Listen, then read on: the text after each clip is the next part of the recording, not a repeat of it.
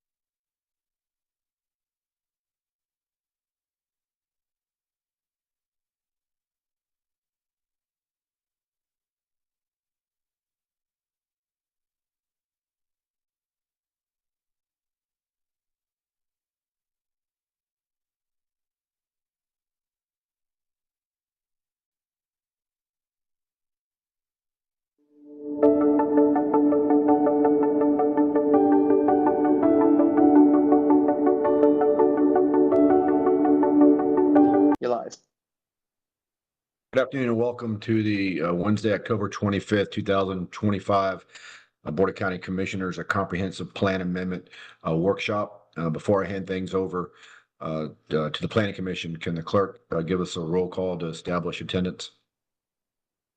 Chair Hagan. Here. Commissioner Cameron Cepeda. Here.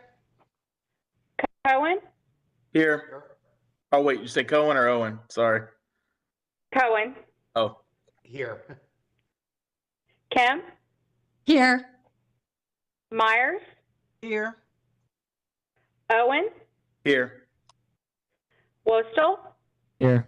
You have a quorum, sir. Thank you. This time I'll pass things over to Melissa Zoanita for introduction and overview. Yes. Good afternoon, Commissioners. If I could ask HTB to bring up the presentation.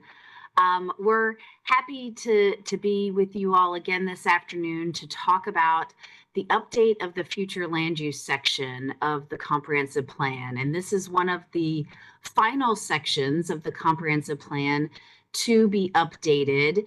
And we had a workshop with you all in August where you gave us some direction.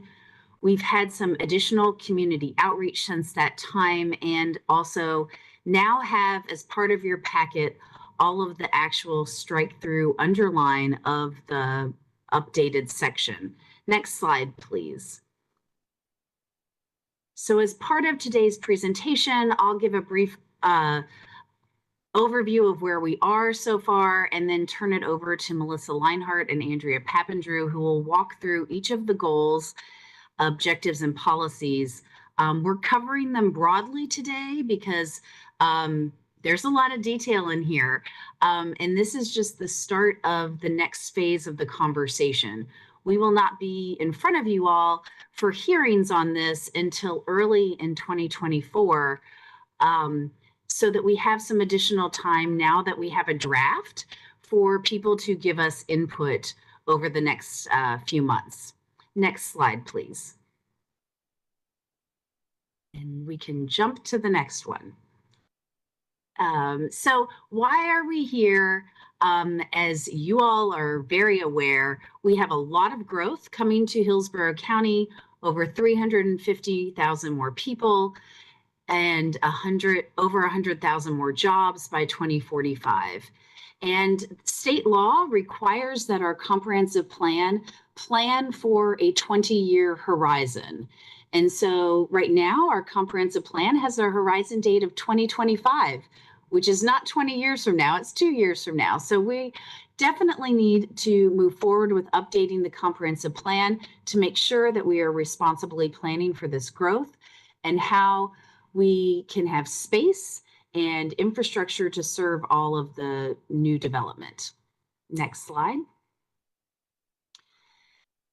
As you all are familiar with, one of the key strategies in the adopted comprehensive plan is the urban service area. This has been the tool that's been in place since the early 90s to focus growth in areas where the county has plans to provide infrastructure. And it is also assisted in designating areas where it should have a more urban or suburban development pattern versus a more rural development pattern. And this has served us well for the last 30 years. But as we'll see in the next few slides, the amount of land in the urban service area is becoming increasingly constrained. And one of the topics that our policy updates addresses is how we begin to plan for strategic expansion of this area. If we can move to the next slide. This is some data that we've produced in-house that has identified developable and redevelopable land that is not only within the urban service area, which is about 33,000 acres, but also within the 3 cities, which is closer to 18,000 acres. And that sounds like a lot, but if we move to the next slide, you'll see that the parcels, this amount of land is in very small parcels. The size of these properties are very small, making them challenging to develop or redevelop. Some of the larger parcels, such as the area closest to Tampa Bay that shows up in the peach color, is mosaic property. So it has other constraints. So some of the larger areas that we see are annexation areas around the city of Plant City, remaining developable land in southern Hillsborough County, and then the energy industrial park out there at the edge of the urban service area on State Road 60. So the opportunities to accommodate additional growth over the next 20 years within the urban service area are limited. They're going to be challenged because they are focused on infill and redevelopment.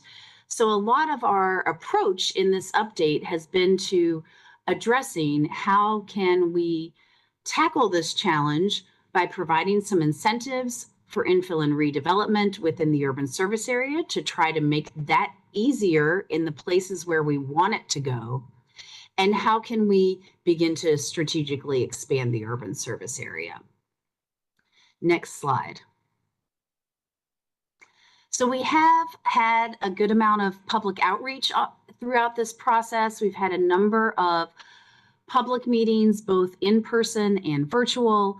We've had a project advisory team, which has been a group of stakeholders who have dived a bit deeper on these topics with us.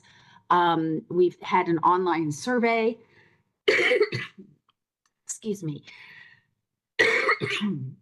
And we have 4 upcoming meetings as well. We've heard a lot about the need for infrastructure to keep up with growth, to address our housing affordability issues, to provide more choices for people. People wanted to have safe choices of how they could get around, whether that be by car, bus, bike, walking. They wanted to have safe and different options for how they could live within their community, but they wanted to maintain the character of their neighborhoods. That was very clear. And a lot of the places where they felt more comfortable with higher density and intensity redevelopment was along some of our major commercial corridors or intersections where it's not within their neighborhoods, more separate. So those are some of the things that we have tried to incorporate into the policy updates that we're presenting today. Next slide. So with that, I'll turn it over to Melissa Leinhart to walk through start walking through the goals, objectives, and policies. Thank you, Melissa. If you wouldn't mind changing to the next slide, thank you so much. Before we dig into the meat of the policy direction for the update, I wanted to highlight some relatively new state legislation that we had to consider along with the changes that we are proposing. The intent of Senate Bill 250 was to accelerate rebuilding after last year's hurricane season. And this legislation applies to all local governments within a 100-mile buffer of where the natural disasters happened. And local governments are not allowed to adopt any language that is more restrictive or burdensome to their comprehensive plans or land development codes. And all of the proposed language that you're seeing here today has been run by the Hillsborough County Attorney's Office to ensure that we are complying with those requirements. And I'll mention that the bill is in effect through October 1st, 2024, and it applied retroactively through, back to September 28th of 2022. Next slide, please. The first goal that we discussed with you back in August is about growth management. We are considering how to accommodate both inward and outward future growth as part of the update to this future land use element. Inward growth will be covered by Goal 2, which I'll be going through next. But as far as outward growth is concerned, how and when do we expand outside of the urban service area is the question that we're asking. We discussed this topic in detail at our community meetings this summer, at the project advisory team meetings that Melissa had mentioned. And this was also presented to you at our first workshop covering the future land use update back in August. This goal will cover newly introduced strategic expansion language. It will also include some minor revisions to the rural area policies, things like simplifying the existing clustering language, removing redundant language, and also relocating some well and septic language to the one water section. Next slide, please. So up until now, expansion of the urban service area has only been through an applicant-driven request. We, as your Planning Commission staff, recognize the need for more of a proactive strategy for expansion and one that is publicly initiated. We know that identifying where we should expand is a complicated question, and that is going to take a lot more time and coordination as well as public engagement. So today we're looking at the criteria to consider for the future. Essentially, we are setting up a framework, getting that in place so when an urban service area expansion is identified as needed, that we have that criteria in place to proactively address that growth. Next slide, please. So with this effort, we asked 3 major questions. Before we can begin to look at where, we have to consider the when, the how, and the what. So when is it time to consider expansion? How should we plan for that expansion? What should we look for in expansion areas? And on the next few slides, we'll go through each of these 3 questions and discuss the potential for growth outside of the urban service area. Next slide, please. So when is it time to consider expansion? We will evaluate the timing according to our population projections, which will help us determine the amount of available developable and redevelopable land, and will ensure the availability of land so we can accommodate homes, jobs, and our daily needs. Next slide, please. So how should we plan for this expansion? First, we'll identify and establish expansion area or areas. This will allow for master planning of existing rural areas. Now, this does not mean that the urban service area boundary moves immediately or overnight. We'll provide for a transition to either a suburban or an urban development pattern over the planning horizon, which Melissa mentioned looks out to 2045. This approach allows different policies or tools to be applied in those expansion areas to help guide the new growth and infrastructure planning. And amendments to the capital improvement section may be needed to reflect the needed infrastructure and ensure that we have adequate public facilities. Next slide, please. Lastly, an urban expansion area master plan will provide for a sustainable mixed-use development pattern. It will help to identify those public facilities and plan for them to be provided that are timely with the new development, align impact fees, mobility fees, and other tools that will help support that growth. Also explore public and private partnerships. We'll coordinate with the external agencies like HART, EPC, the school district. Fiscal impacts to the county will be considered. We will need to provide for access to employment, daily commercial needs, cultural, recreational amenities, and community centers. And of course, as I mentioned, we will also pursue community input and engagement. Next slide, please. So that brings us to goal 2, which is also dealing with growth management. And with this goal, we'll talk about some inward growth strategies. So for this goal, we added a future land use categories table inside the document itself. So everyone can see all of the future land use categories, their maximum densities, intensities, and their typical uses all in one place. Currently, that is located at the end of the future land use element, and we're hoping to incorporate that more in the meat of the document. The density and floor area ratio calculation and bonus language was simplified to make that easier to understand. We've added new centers and connections language, which I'll get to in a future slide. This goal also provides for an updated transfer of development rights pilot program and designated receiving areas to make this program more implementable, and it will be a companion to an upcoming LDC amendment. We also have started research based on board direction given at the October 12th public hearing on plan amendments regarding congregate living facilities. That exact language will be forthcoming as we're still doing research at this time, but this is the goal that language would fall under. Next slide, please. So digging a bit deeper on the centers and connections, new language. This is a policy approach within the future land use section specifically to implement the proposed Goal 2. The intent is to streamline the comprehensive plan amendment process by allowing density and intensity bonuses within certain areas of unincorporated county, essentially directing growth to areas where it is desired as well as maintainable. And these bonuses would be tied to specific design provisions and required improvements as part of that development. And that means that there would be public benefits if someone were to choose to use it. And this would be incentive-based, meaning that it would be an option for property owners, but it is by no means a requirement. Overall, this approach is intended to incentivize growth in areas that where the community wants to see it and that already has existing infrastructure in place, while also maintaining the variety of choices that we have in unincorporated Hillsborough County, such as urban, suburban, and rural lifestyles. Examples of what these increases could look like in various areas of the county are shown to the right, and we delved a little bit deep into that in August. So I'll go ahead and go to the revised, the next slide, please, which has the revised centers and connections map.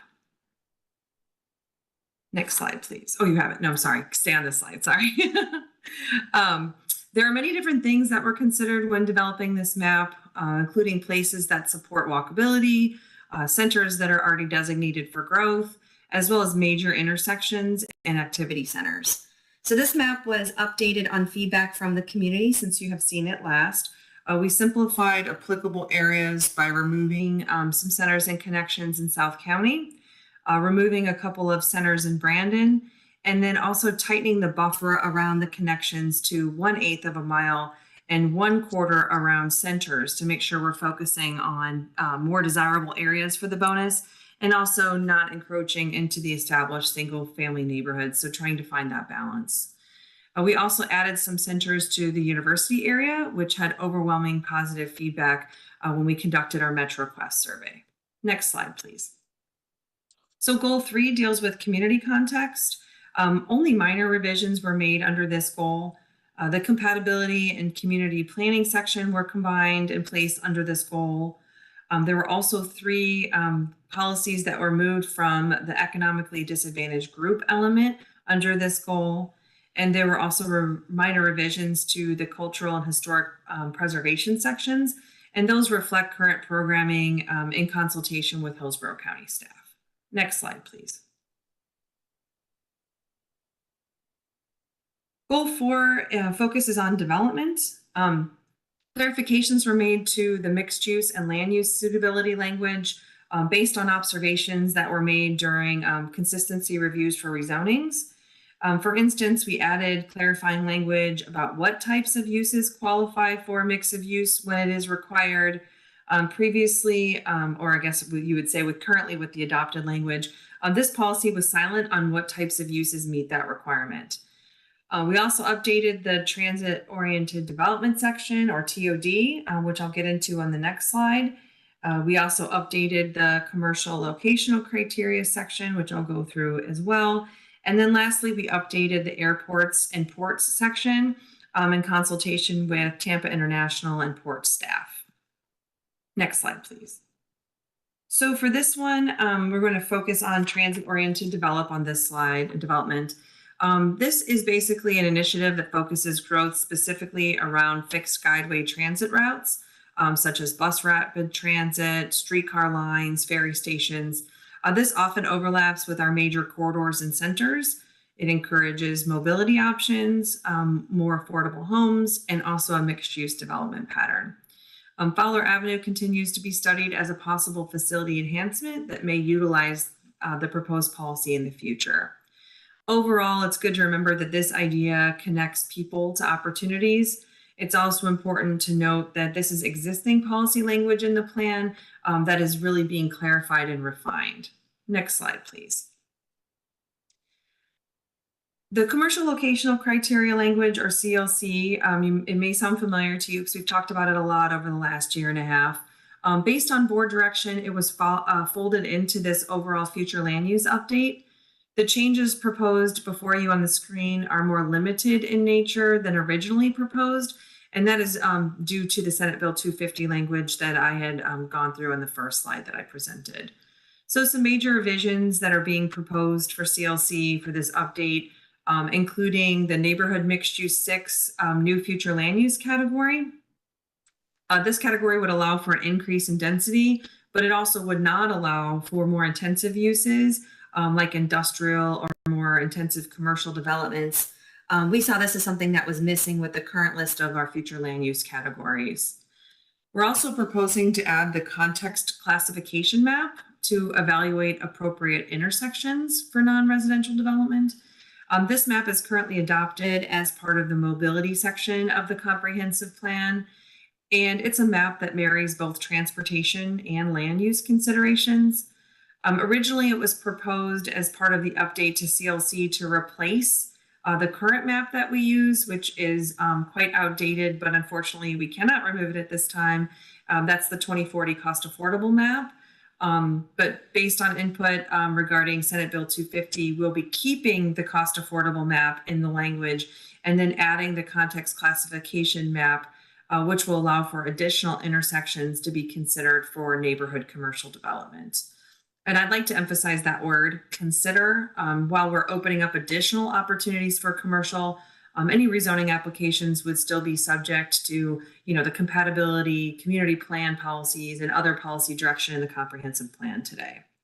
Lastly, we're adding additional language to ensure that applications for commercial uses would be subject to adopted community plan language. That is the case today, but we just added some clarifying language just to make it a little bit stronger.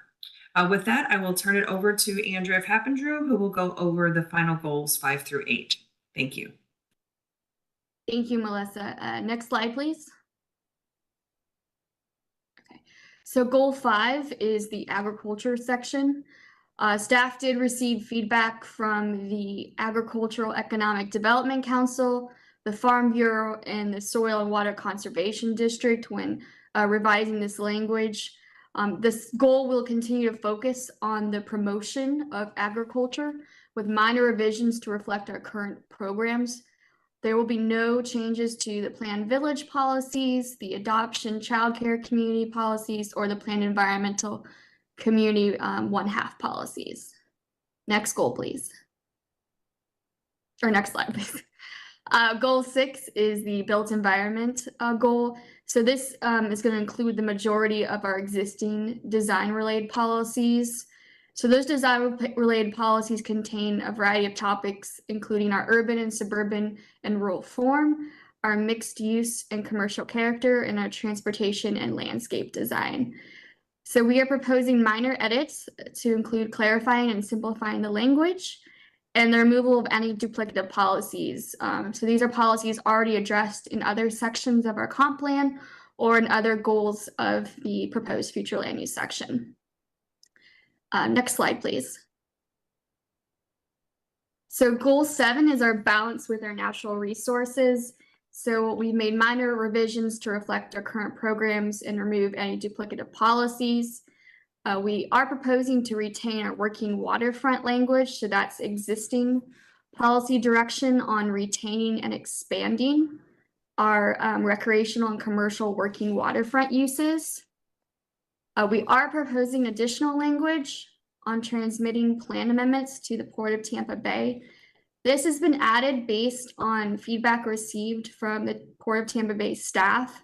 So this language would allow for any plan amendment application proposing changes to an existing industrial future land use category or within 250 feet of the Port Activity Center to be transmitted to Port staff for agency review. So they would get a copy of the plan amendment during the normal agency review as part of the plan amendment process. Next slide, please. So then our final goal is goal 8 on economic development.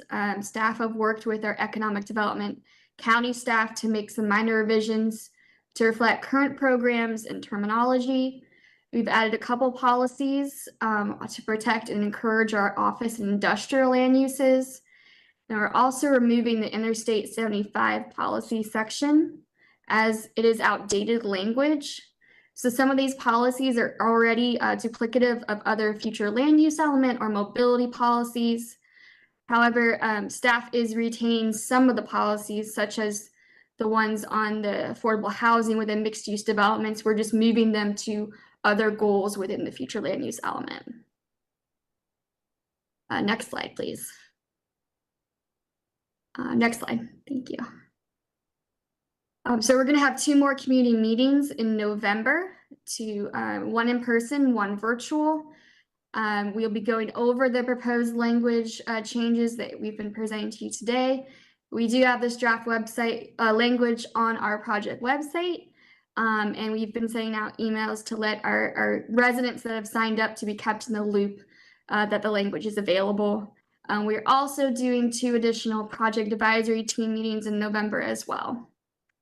The future land use update is going to go to the Planning Commission on November 13th for a briefing, and then staff will be back before you guys in early 2024 for transmittal. Next slide, please. Next slide, please. Thank you. So finally, I'd just like to mention, while Melissa Leinhardt and I are the project managers, it's really been a team effort. We've had a lot of staff help us with this, and so everyone is online today to help answer any questions. Thank you. Thank you very much for the presentation. We have questions, comments from board members. Commissioner Owen. Thank you, Mr. Chairman. And so it's appropriate, either Melissa, whichever one wants to answer these. Is it appropriate to ask specific questions of some of the markups that we saw right now? Is that, yeah, okay. Absolutely, yes. On the policy 1.1.6, it looks like we're kind of reintroducing the concept of, transportation concurrency. And does that have any problem with, do you think, with SB 250? Because it does put some more restrictive standards in place. And to me, that seems like it would, but just wanted to make sure that was run by legal and they said that's okay. So we'll definitely double check that with legal. That is an existing policy that is in the comprehensive plan today in a more, if I'm remembering it correctly, in a more generalized form. It talks about that applying to all development. And we thought that that was a bit too broad because there isn't transportation concurrency at the development stage. At the time of, site plans or building permits, that is not considered. And that really the only time when infrastructure can be considered is at the plan amendment stage. And so that is why, because that is still a legislative decision, you all have a much greater purview. So from our standpoint, we were narrowing the applicability of that policy. So we did not see it as more restrictive, but we'll make sure to flag that one for legal again to make sure they've looked at it. Yeah, I'd like them to take a look at it. And I hear what you're saying. But to me, when I took a look at it, it did seem like it was putting some more restrictions, but maybe I'm seeing it wrong, but it looked a little more restrictive. And then, yeah. We'll and take then, a look at it. Yeah. Thank you. And it looks like we're asking new development to kind of bring roads up to LOS. I know we have a pretty big backlog. I was just looking at that it's a very pricey backlog and level of service for transportation. There's no state law or anything that would prohibit us doing that.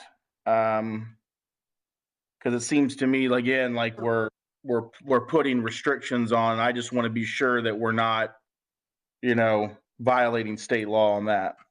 Right. And which policy are you referring to? I think that's under I have under 1.1.6, unless I had that wrong. Also. Yeah. Okay. So that's just another thing to look at in there. Yeah, you're correct that state law does not allow for new development to be responsible for backlog of facilities.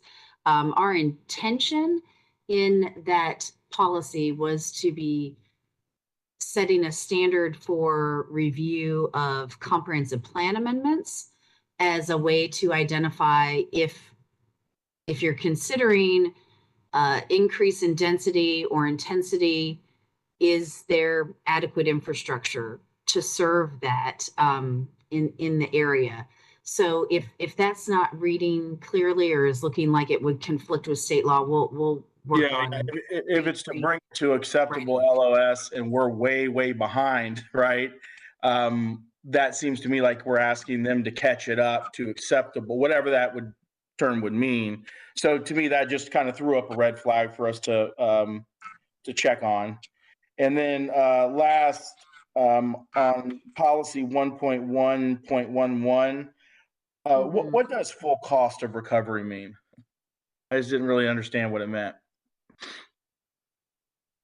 We added a definition.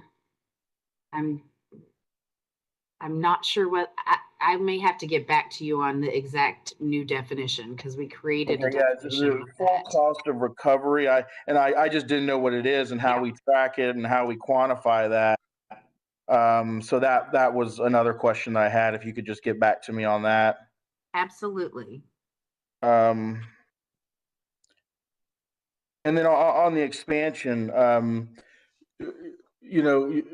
when are you going to take input from, or how's that going to work on taking input from the board on the possibility of expansion of the urban service area line? I mean, I kind of heard in the presentation, which by the way, great presentation, but is it something where we say, I obviously know it's my district that's catching all the heat, so I see what's coming. So it's like, well, do we do something gradually where, East County gets looked at first, and then we graduate into possibly South County to the RP2, for example. And I'm just throwing out examples, but towards 39 in East County, and then eventually, a year later, will it be like a tiered system like that, or is it kind of whatever the board's pleasure will be to come up with a concept of the possibility of expanding the urban service area line? So we would be looking for the board's direction on one agreement that you agree that now is time to start looking at planning for expansion and creating these expansion areas. And then two, what geographies you would like us to study in that. And we would be working with county staff very closely because of the infrastructure impacts of any expansion on those plans. And I say geographies because I don't know at the outset whether or not you want to limit yourself,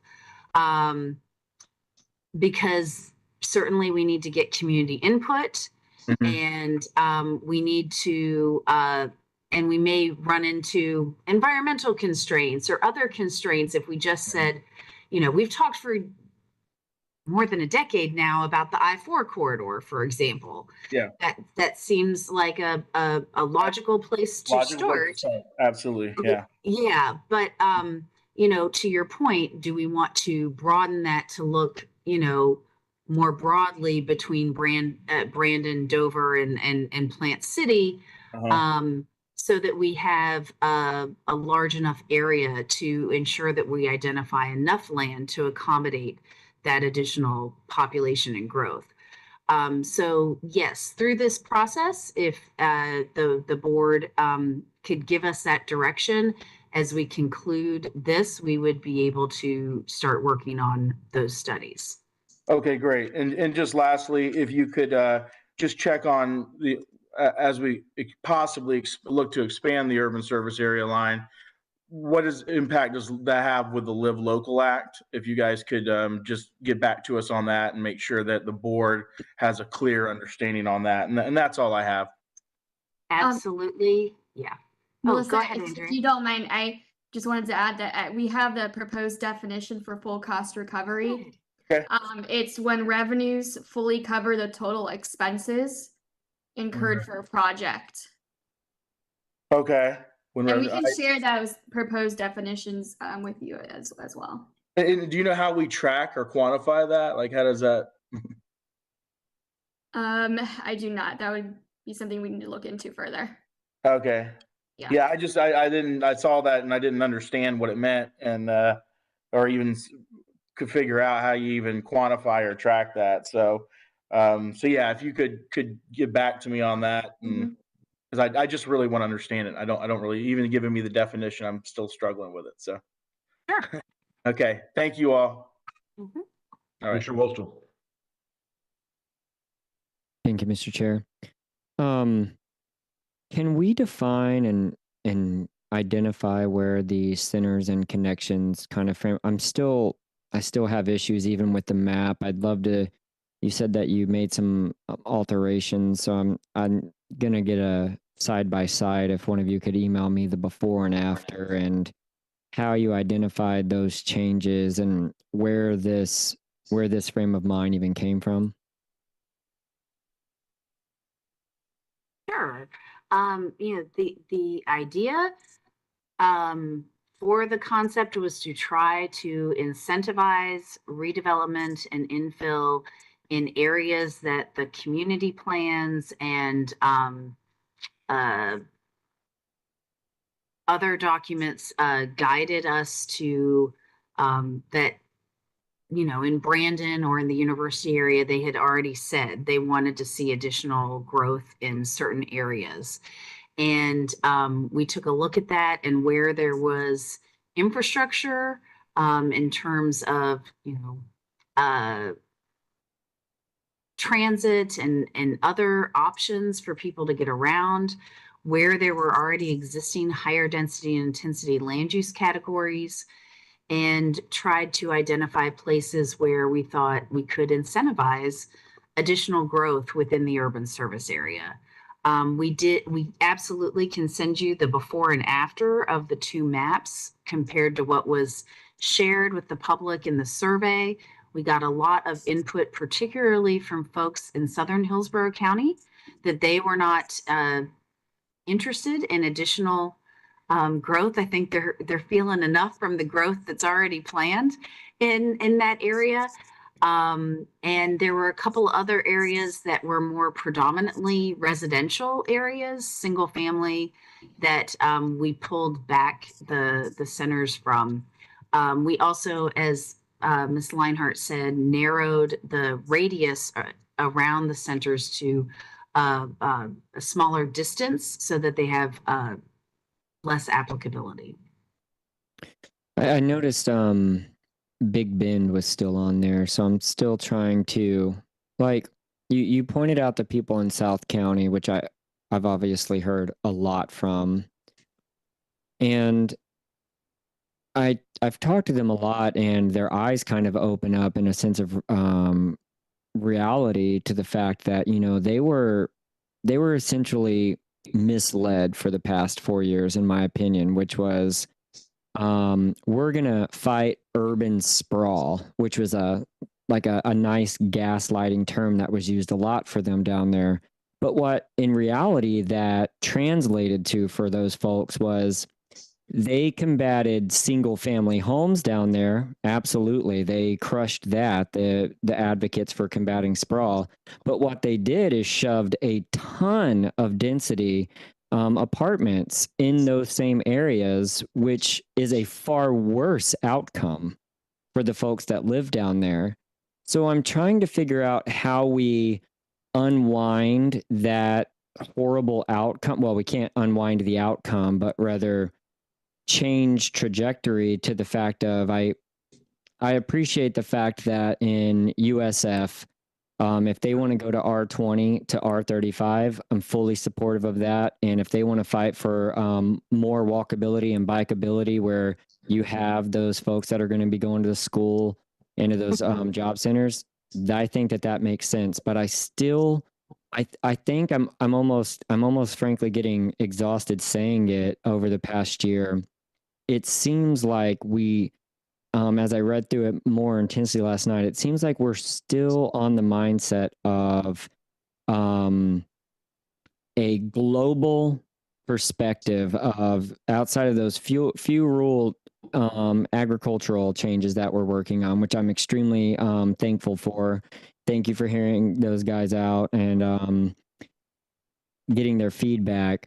It still seems though that while we're helping them now, the 2045 outlook is still a just we're going to be one big urban environment, and it sounds like we're slightly changing our frame of mind a little bit, but we're still barreling down the same path, which is going to still lead to more conflict of the folks that do live in the suburban area, which is a pretty well-defined kind of crescent around the urban areas. I mean, you can look on a map and it's hard to argue that point of view.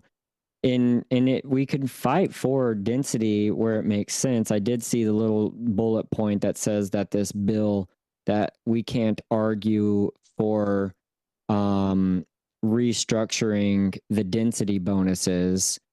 But that's still absolutely something I want us to keep working towards in light of that bill eventually sunsetting, or the state loosening the reins a little bit, and us shoving density bonuses where they belong, and us keeping it. Almost seemed like, and even the pictographs that showed USF, Town and Country, it actually showed us eliminating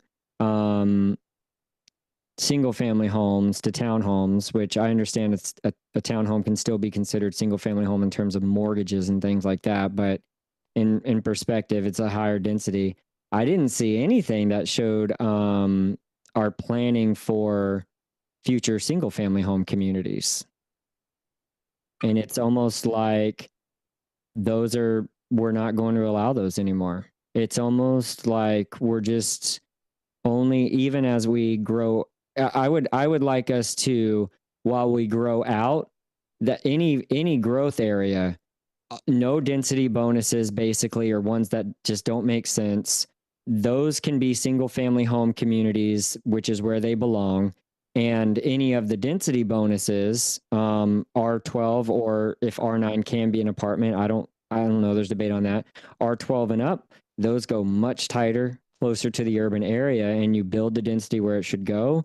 But you provide, because you want to talk about home affordability.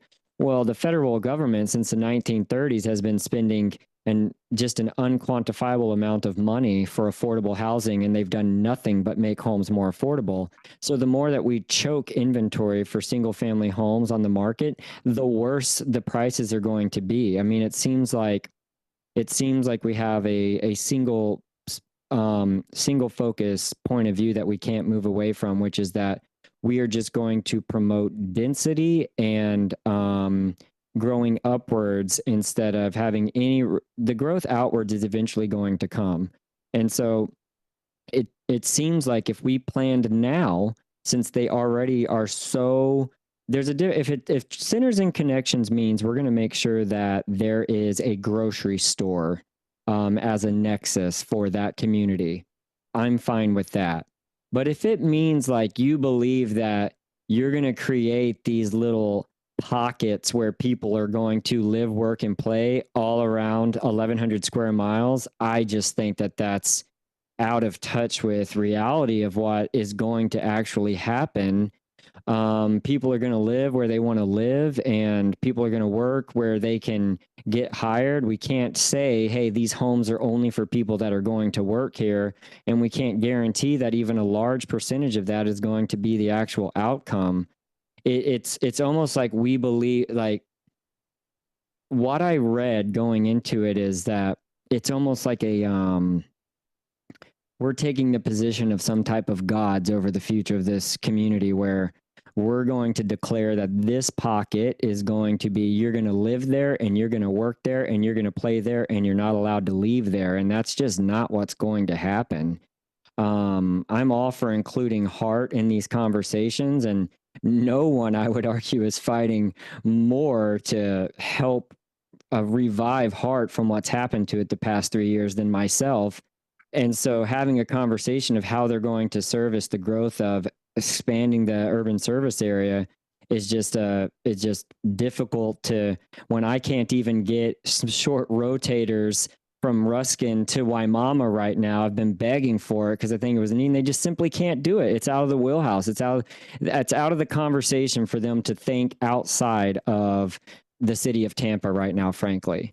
So what I'm hoping for is that it seems like we've had an idea the past couple of years, and I just don't, from my perspective, I don't know what my colleagues are thinking. I just don't believe that those are actually attainable goals on what we're planning for, and we should be planning for realistic outcomes the best that we can, promoting shrinking in the density to the urban core and tapering the density as we consider expanding the urban service area. So I don't know. I guess I'll have a follow-up with you one-on-one, Melissa.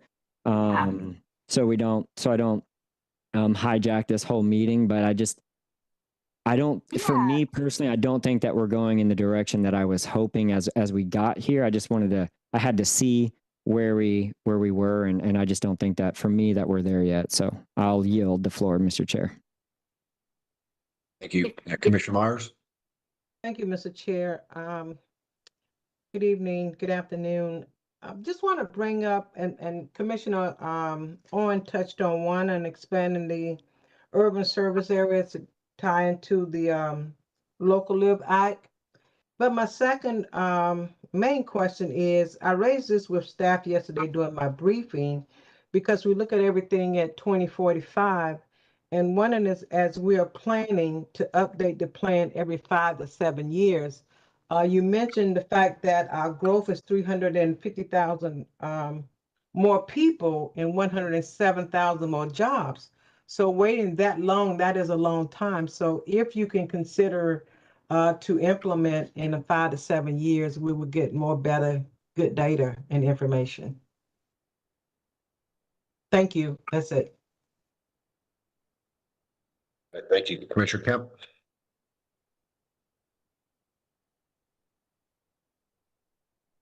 Thank you.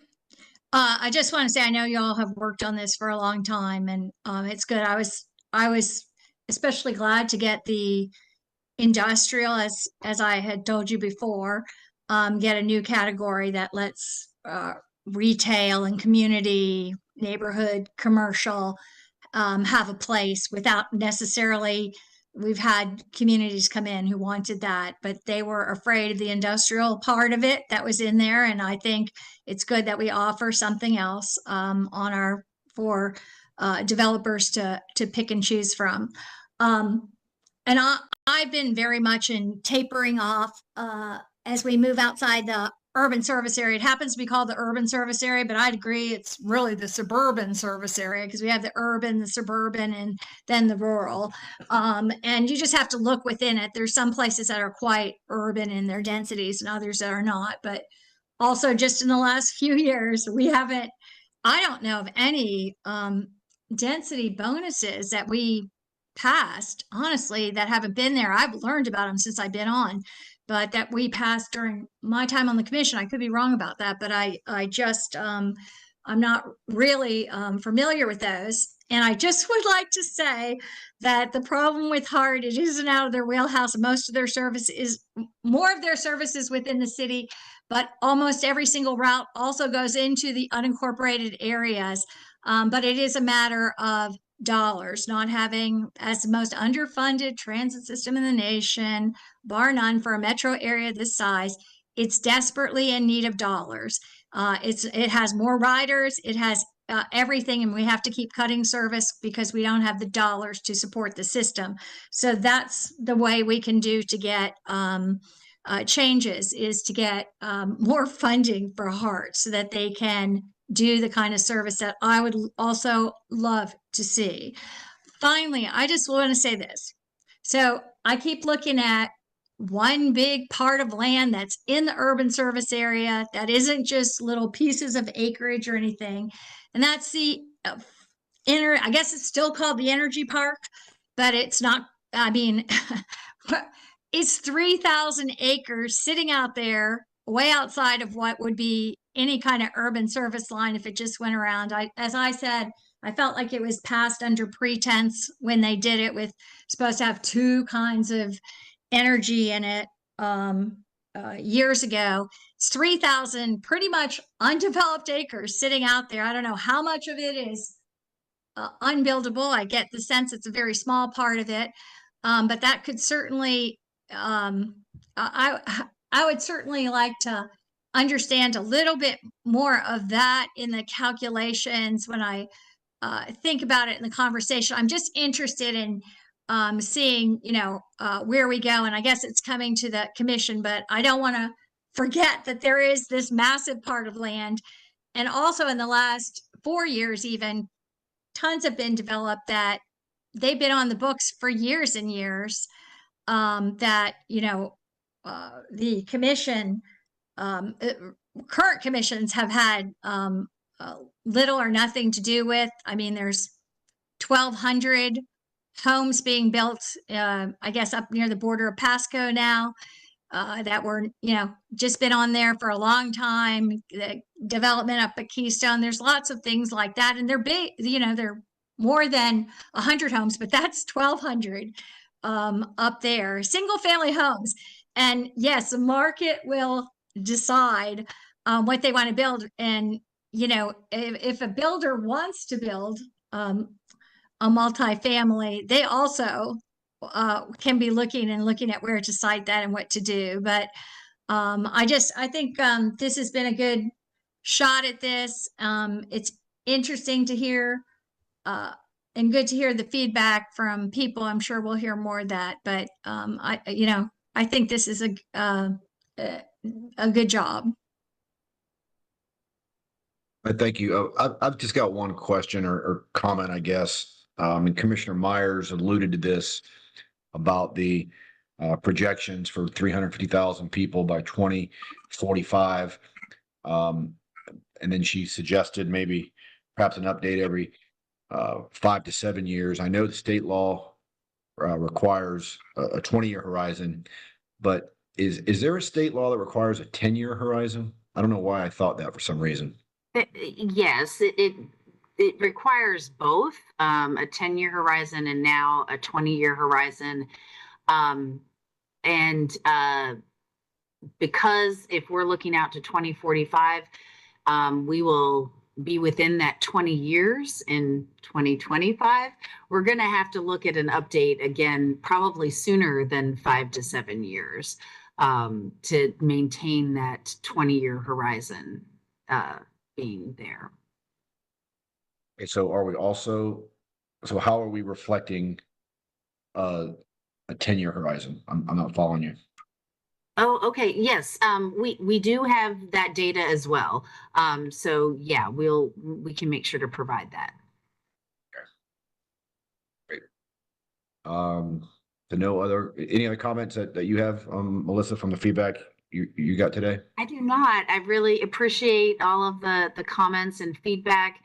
This is very helpful to us as we continue to refine the policies. If you all have additional questions or anything after this meeting, please let us know. Okay. I don't see anyone else in the queue. So with that, we're adjourned. Thank you. Thank you. Thank you. Thank you.